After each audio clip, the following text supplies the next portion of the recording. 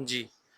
अब हमने देखना है जर्म सेल्स के हवाले से। देखें, कहता है कि स्किन सेल्स में टेलोमेरेज़ क्या होता है कि नॉर्मली जब भी सेल्स डिवाइड करते हैं ना, तो उनके क्रोमोसोम का कुछ हिस्सा ज़ाया हो जाता है।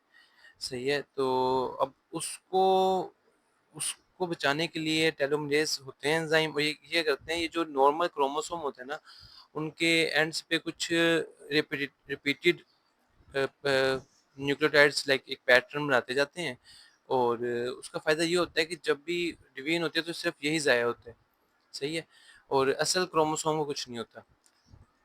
तो अब वो पूछता है कि इसकी एक्टिविटी सबसे ज़्यादा किसमें होगी? उन्हीं सेल्स में होंगी जो सबसे ज़्यादा डिवाइड करेंगे जर्म सेल्स में। जर्म सेल्स कौन से होते हैं? जिन्होंने आगे चल के गैमेट्स बनाने होते हैं, मतलब मेल्स में स्पर्म्स बनाने होते हैं और फीमेल्स में ओवोसाइट्स बनाने होते हैं ना, तो उनको जर्म सेल्स कहते हैं।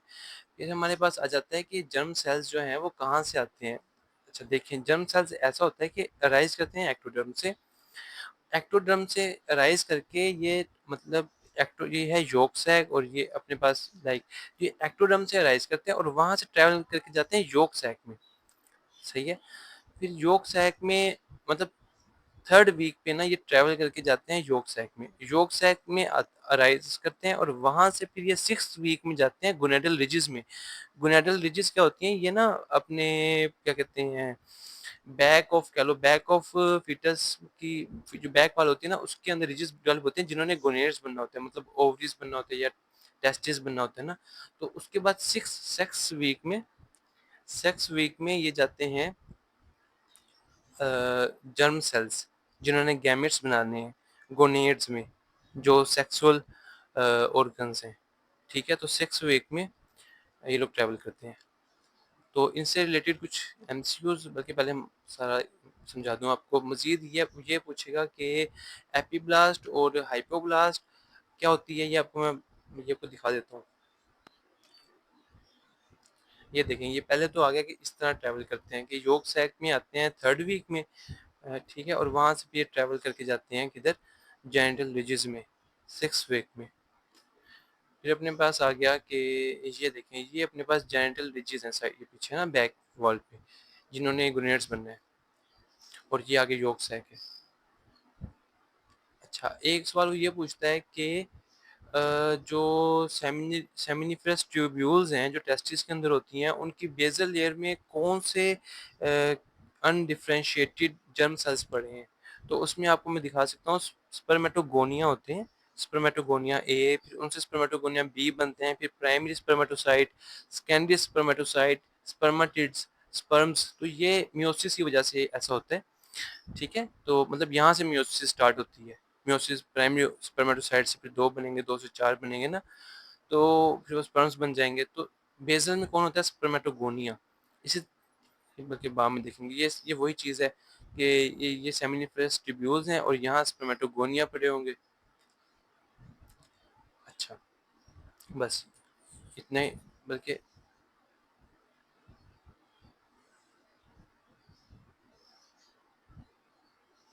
ये आपको मैंने एक एपिब्लास्ट और,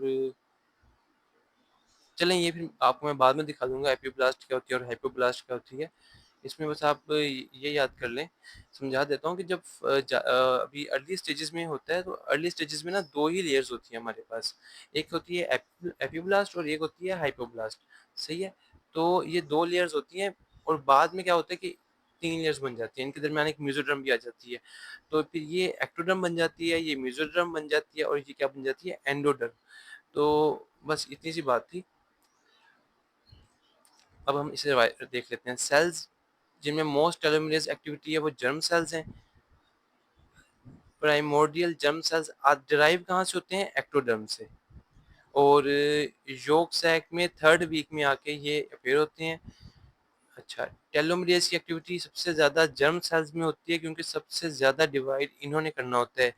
जर्म सेल्स 6 वीक में इनकॉर्पोरेट करते हैं गोनेडल रिजेस के अंदर। Primordial germ cells of yolk sac gonadal ridges में 6 वीक में जाएंगे, और embryo primordial germ cells are formed at 3rd week of development में ये बनते हैं। ठीक है? तो वाल्क ऑफ yolk sac में से बनते हैं, वो मतलब वहाँ सेटल होते हैं। और what are the germ layers तो सेकंड वीक में 2 लेयर्स होंगी, थर्ड वीक में 3 लेयर्स बन चुकी होंगी। Laryngotracheal groove develop in which week? Third week, ये ज़रा टर्म आना पड़ेगा। अच्छा, जो कहते हैं क्या डिफरेंस होता है लाइक गोनाडल रिजेस में, बोथ सेक्सेस में? तो उसने लिखा है डिफरेंट इन बॉयज़ में क्या होता है, टेस्टिकल्स डिसेंड विद गुबरनैकुलम। गुबरनैकुलम एक स्ट्रक्चर होता है जो कि ना, अब आपने अभी देखा कि जेनिटल रिजेस डेवलप हो रही हैं बैक पे, ठीक है? तो अब वहाँ से गुबरनैकुलम ने उनको नीचे लेके आना है स्क्रोटम में, और फीमेल्स में नीचे मतलब पेल्विस में लेके आना है। तो वो एक स्ट्रक्चर होता है गुबरनैकुलम जो खींच के नीचे लेके जाता है। तो मेल्स में क्या होता है, ये खींच के डिसेंड करते-करते स्क्रोटम तक ले जाता है, और फीमेल्स में ना ये नीचे तक नहीं लेके जाता, ये असल में आके यूट्रस के साथ अटैच हो जाता है और ओवेरियन लिगामेंट और राउंड लिगामेंट में कन्वर्ट हो जाता है। तो अब असल जवाब तो ऑप्शंस के हिसाब से पता चलेगा। अच्छा, अनडिफरेंशिएटेड जर्म सेल्स जो basal compartment of seminiferous tubules में होते हैं, उनको टाइप ए स्पर्मेटोगोनिया कहते हैं।